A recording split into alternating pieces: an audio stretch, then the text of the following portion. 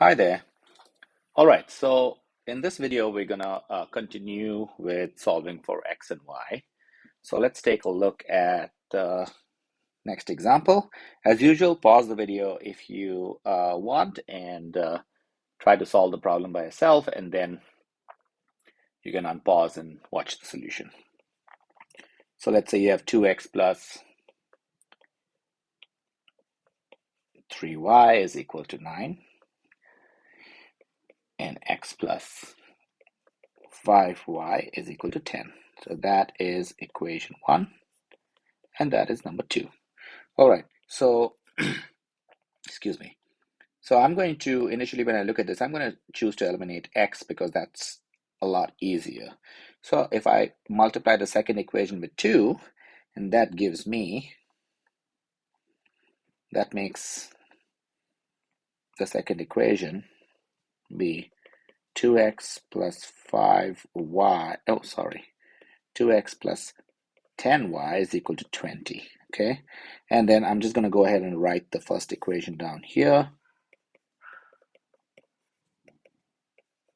Okay, now I'm going to subtract the first equation from the second, and see, when I subtract, I have to make all the signs negative, okay, not just the x.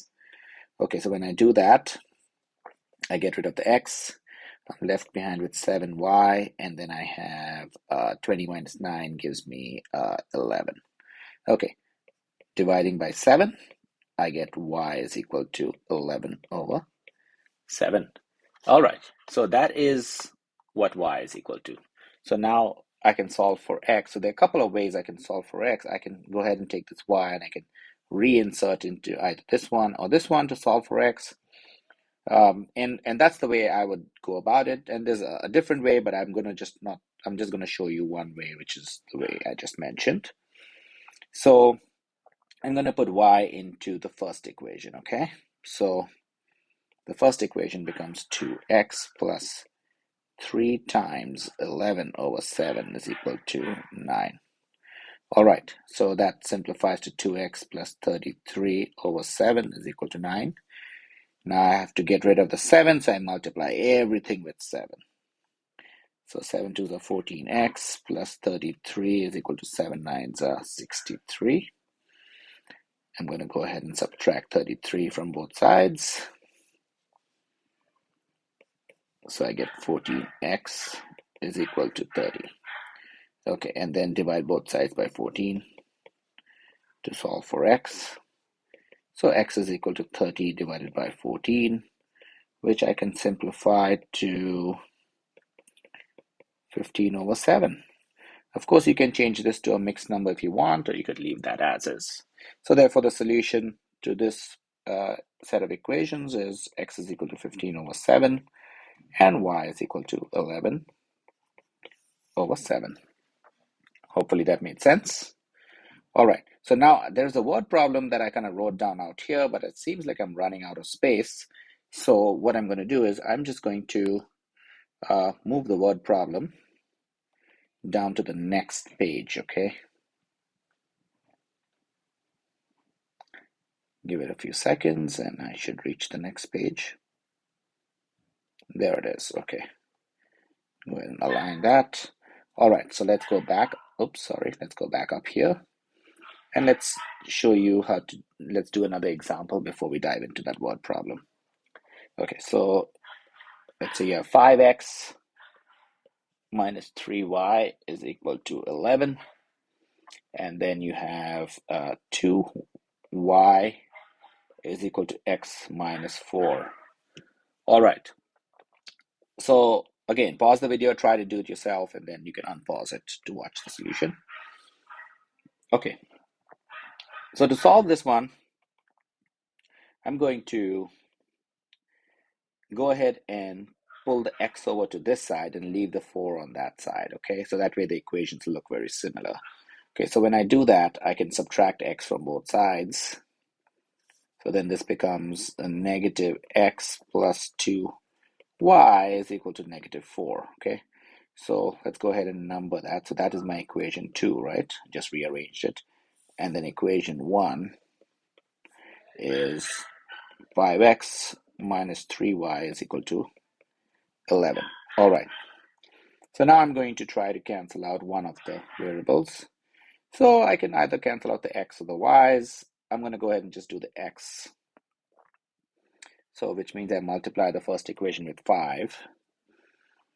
So when I do that, I get negative 5x plus 10y is equal to negative 20. And then the first equation 1, I just rewrite that one below this. And now I'm going to just add them across, okay? So the 5x's cancel out. I get 7y on the left-hand side, and the right-hand side, I get negative 9. All right, so if I divide both sides by 7, I get y is equal to negative 9 over 7. Okay, there you have it. So that's what y is. So I'm going to solve for x now. So I'm just going to put the value of y into equation 2 out here, okay? So that makes it negative x plus 2 times negative 9 over 7 is equal to negative 4. Let's multiply that out. So I get negative 18 over 7 is equal to negative 4. Multiply the 7 with the x, the negative x and the negative 4. It gives me negative 7x minus 18 is equal to negative 28. I'm going to add 18 to both sides. Get negative 7x is equal to negative 10. And then divide both sides by negative 7. So x is equal to 10 over 7.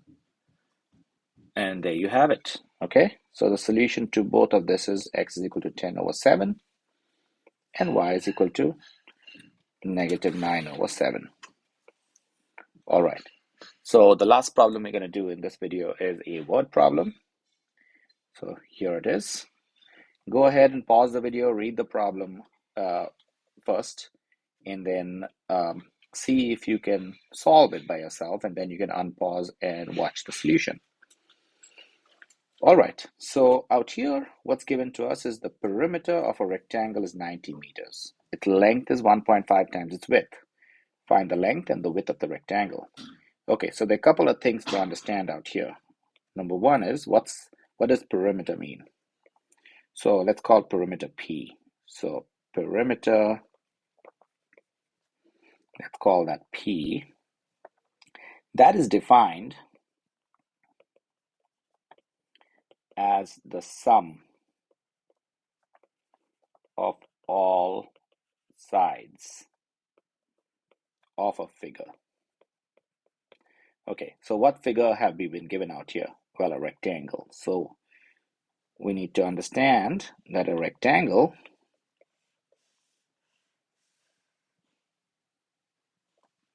kind of looks like this, where you have a length, the longer side is the length, and turns out the two longer sides, they're always identical in length, okay? And then the shorter side is the width. Let's call that small w for width. Okay, so we have two shorter sides, both of the same length, and two longer sides, both of the same length. All right, so the perimeter in this case would be the sum of all the sides, right? Which means if you start from here, w plus l plus w plus l, which essentially is 2l plus 2w. So 2l plus 2w is equal to p, the perimeter.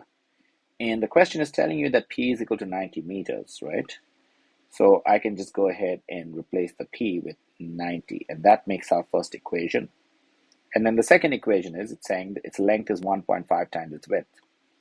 So the second equation is length is equal to 1.5 w. All right. So there are a couple of ways to do this. What you could do is, we can just do it the same way we've been doing the other equations, okay? So let's pull the w over to the left-hand side and make the two equations look the same first, okay? So I'm going to subtract 1.5 w from both sides, and that gives me L minus 1.5 w is equal to 0 on the right-hand side, okay? So that's equation 2. And equation 1 is still 2L plus 2W is equal to 90. All right. So now it's going to be easier if I just try to multiply the second equation with 2 to get rid of the L's. So that's what I'm going to do, multiply with 2. So when I do that, I get 2L minus 3W is equal to 0.